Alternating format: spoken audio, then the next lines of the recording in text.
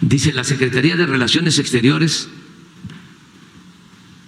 saluda atentamente a la Embajada de los Estados Unidos de América en los Estados Unidos mexicanos y hace referencia a la declaración del embajador Ken Salazar del día de hoy, en la que se expresa su opinión respecto a la propuesta de reforma judicial de los Estados Unidos mexicanos, porque la opinión tiene que ver con la iniciativa que se envió para llevar a cabo una reforma en el Poder Judicial, que es pues un procedimiento completamente legal. El presidente tiene la facultad para presentar iniciativas al Congreso y el Congreso decide, que es otro poder, precisamente el poder legislativo. La Secretaría de Relaciones Exteriores expresa su profundo extrañamiento por dicha declaración del embajador Salazar sobre cuestiones internas y de plena soberanía nacional. El gobierno de los Estados Unidos mexicanos se permite destacar que el objetivo principal de la iniciativa de reforma constitucional es fortalecer el Estado de Derecho mediante una reforma al Poder Judicial que se realiza a través de los procedimientos democráticos consagrados en la Constitución Política de los Estados Unidos mexicanos. O sea, es una acción que se da en el marco de lo que establece nuestra Constitución. El Gobierno de México está comprometido con un poder judicial que goce de verdadera independencia, autonomía y legitimidad, fortaleciendo así el Estado de Derecho y mejorando el acceso a la justicia para todos. ¿Por qué estamos proponiendo esta reforma? Porque el Poder Judicial está plagado de corrupción, está lleno de corrupción y está secuestrado, está tomado, está al servicio de una minoría rapaz, los que antes se sentían los dueños de México.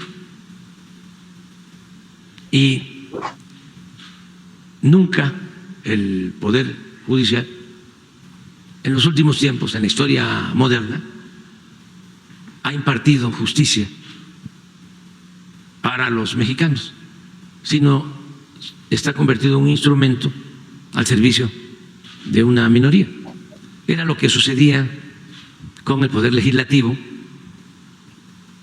que desde que empezaron a aplicar la política neoliberal o neoporfirista, reformaron la Constitución.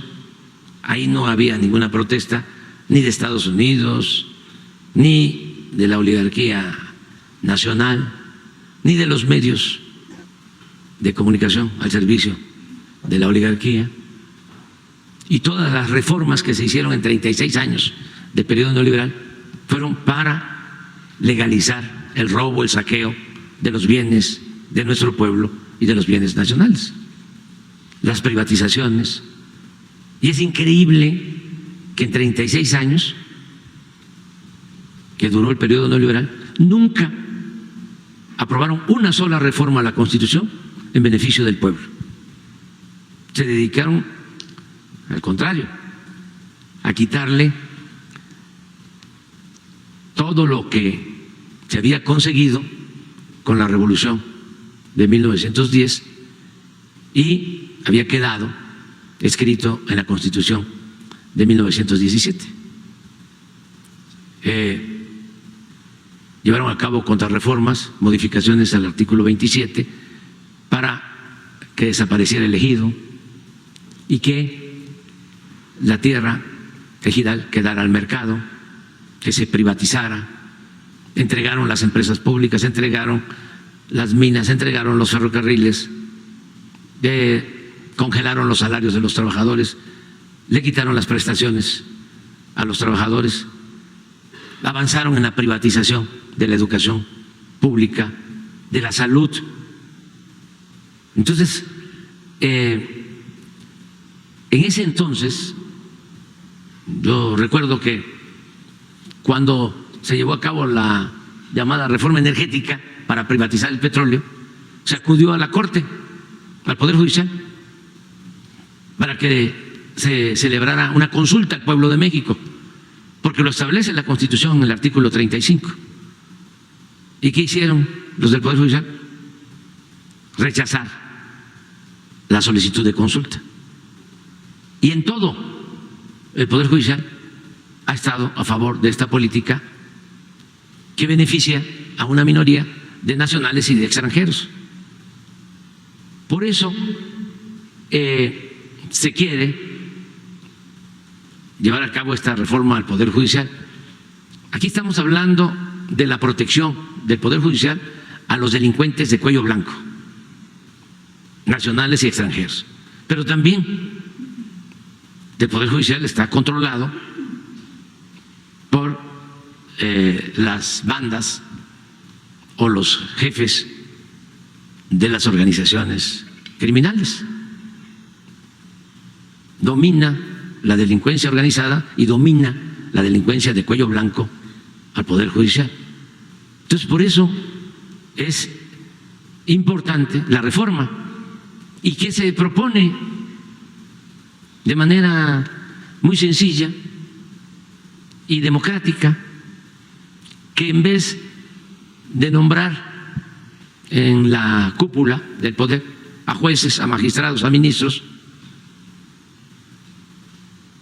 porque el Poder Judicial fue, cuando se llevó a cabo esta política neoliberal, una moneda de cambio para que el PAN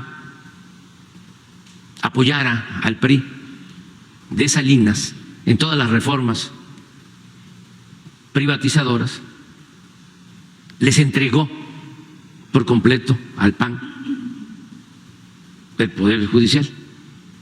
Como en el gobierno de Zedillo se llegó al extremo de que el Procurador General de la Justicia era un panista, fue una concesión.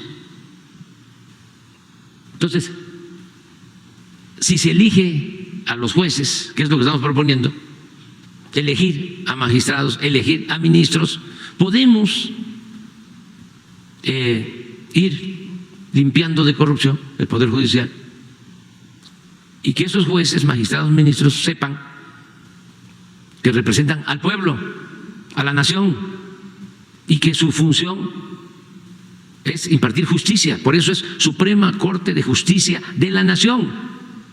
Si no, habría que quitarle el nombre, quitar la palabra justicia. Entonces estamos proponiendo esa reforma y no quieren. ¿Cuál es la afrenta? ¿Cuál es el agravio? ¿Cuál es la violación que se está cometiendo? ¿Que no los mexicanos vivimos en una democracia?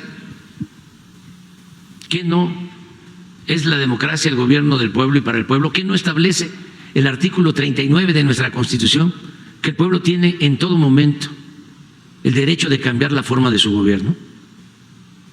¿Que no es el pueblo el soberano, el que manda? ¿Por qué se elige a los presidentes municipales, a los diputados locales, a los diputados federales, a los senadores, a los gobernadores, al presidente de la República, ahora presidenta de la República, y no se va a poder elegir a los jueces, a los magistrados, a los ministros? Además, ya esto no tenemos que estar viendo qué sucede en otros países, donde también, dicho sea de paso, se elige a integrantes del Poder Judicial. Pero tenemos nuestra historia.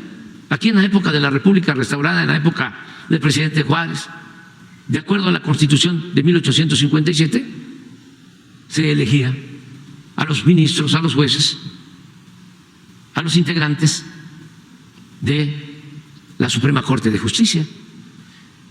¿Por qué no quieren que el pueblo elija a los jueces, a los magistrados, a los ministros?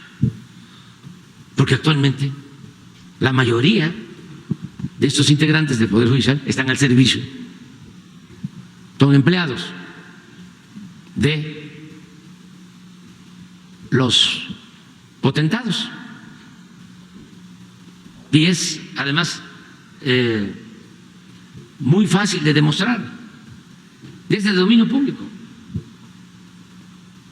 Como hay ministros que dependen de los potentados y resuelven a partir de lo que les ordenan. Es algo completamente ilegal, informal, y eso es lo que les molesta. Y en el caso de intereses extranjeros, lo mismo, porque no quieren que la Comisión Federal de Electricidad sea una empresa pública. Quieren que toda la industria eléctrica esté en manos de empresas privadas. Lo mismo el petróleo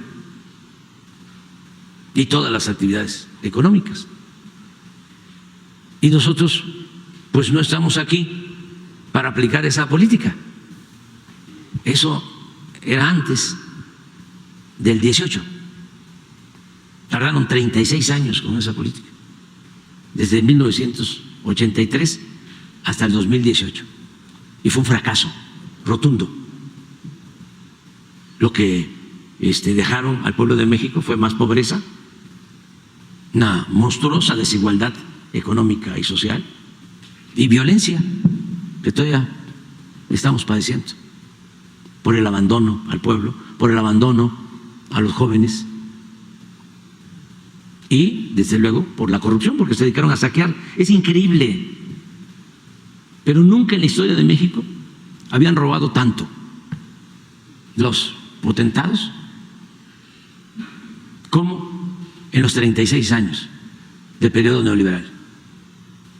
Ni siquiera en los 3 siglos de dominación colonial, cuando fuimos colonia de España, que saquearon, que se llevaban el oro, la plata, se compara con el gran saqueo que se llevó a cabo en 36 años de periodo neoliberal o neoporfirista. Y eso es lo que quieren, que continúe. Y por eso son estas protestas. Pero qué bueno, no hay que enojarse, nada más aclarar, argumentar, informarle a nuestro pueblo, que además es un pueblo muy consciente, lo acaba de demostrar hace cerca de 3 meses. Pensaron que con campañas mediáticas, con guerras sucias, con el uso del dinero, porque también de Estados Unidos mandaban dinero, ahora me dicen que solo hasta el 2023 para estas asociaciones civiles supuestamente defensoras de derechos humanos y en contra de la corrupción, instituciones, organizaciones dedicadas a atacar, a socavar a nuestro gobierno. Esta asociación como la de Claudio X González y otras más, también que recibían dinero de la embajada de Estados Unidos en México.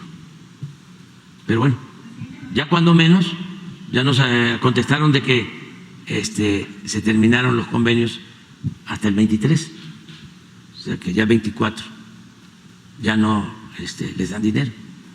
Hay que ver si es cierto y si van a mantener ese compromiso de no estar financiando a opositores, porque eso no les corresponde, también es un acto intervencionista contrario a nuestra Constitución.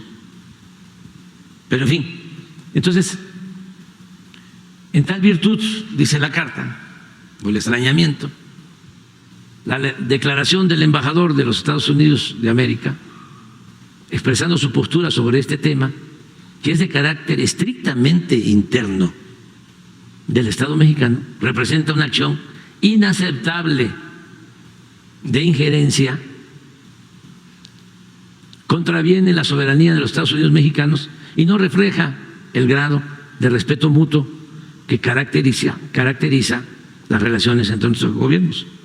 Nosotros no vamos a recomendarles. Imagínense que Esteban Moctezuma, el embajador de México en Estados Unidos,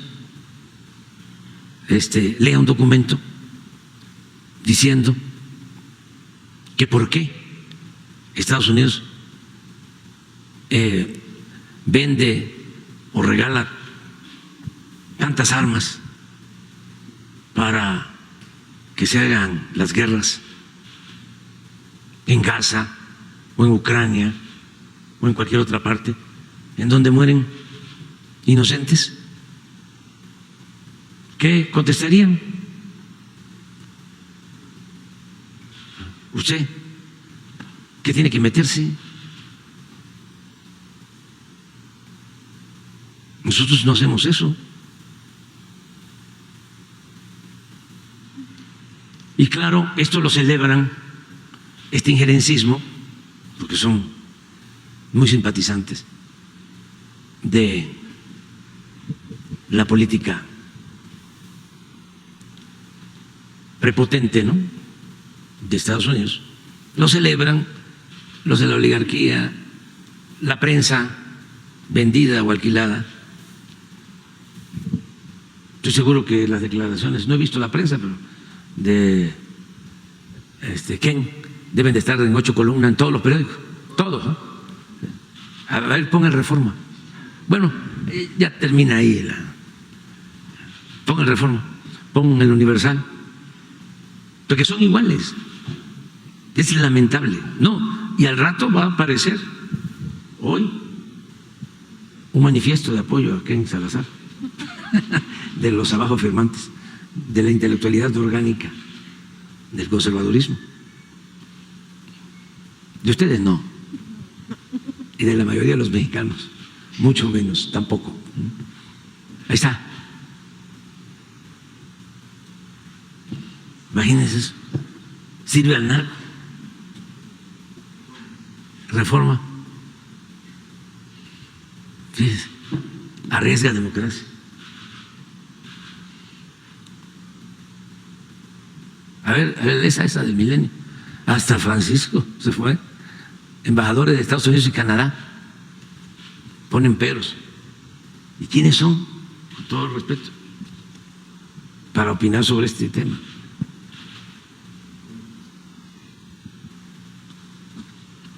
Ven Estados Unidos y Canadá riesgo en relación con México por reforma judicial.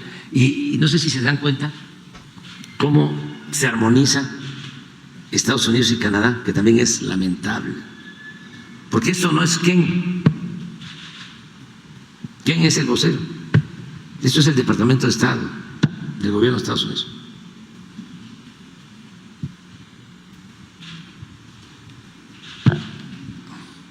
Y Ken no es aquí está también reforma judicial, riesgo para relación comercial en el tratado. ¿Saben? ¿Quién no está en los extremos? De los embajadores que han habido en México, de Estados Unidos. El peor de todos, Wilson, ese dirigió el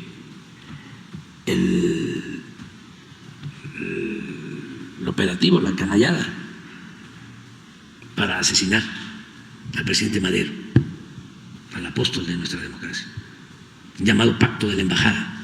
Ahí se reunieron todos los traidores para detener al presidente aquí en Palacio.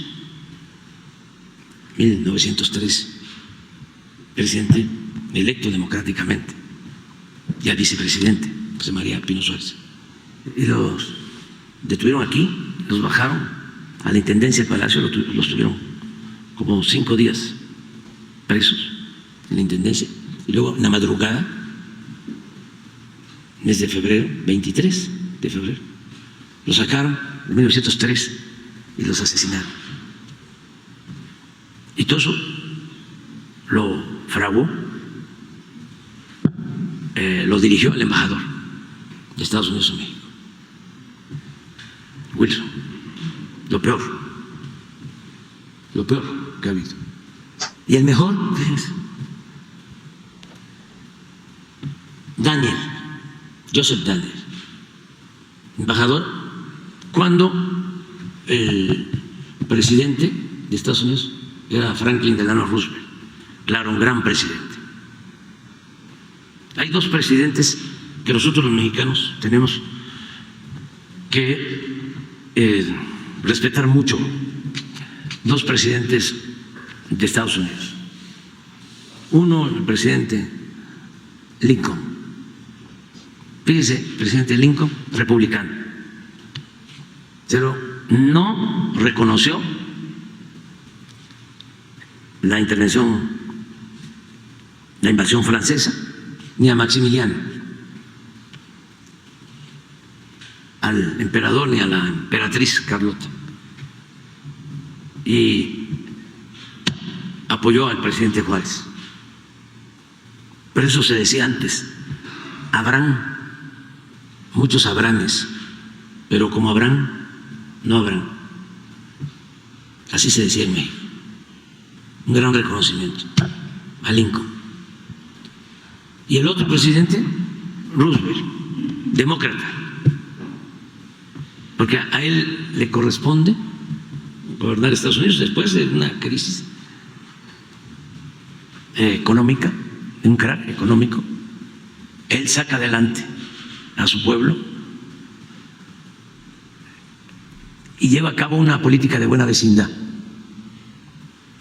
Neruda, poeta de izquierda chileno, premio Nobel de literatura, llega a decir que Roosevelt era el titán de las libertades. Dice un reconocimiento de una gente como Neruda de izquierda a un presidente de Estados Unidos. Lo importante de Roosevelt. Bueno, el embajador en ese entonces, esa era Joseph Daniel, y había sido su jefe de Roosevelt. Y tenemos la suerte que es embajador en México cuando la expropiación petrolera. Y se porta el presidente Roosevelt y el embajador de lo mejor, respetuosos de la decisión soberana que había tomado, decisión soberana y patriota del general Cárdenas. Son los 2. ¿Dónde está Ken? Pues no es Wilson, pero tampoco es Daniel. Que ayude todo esto, ¿no? Y no enojarnos, tener nada más muy presentes las cosas y defender nuestra independencia, nuestra soberanía, y no someternos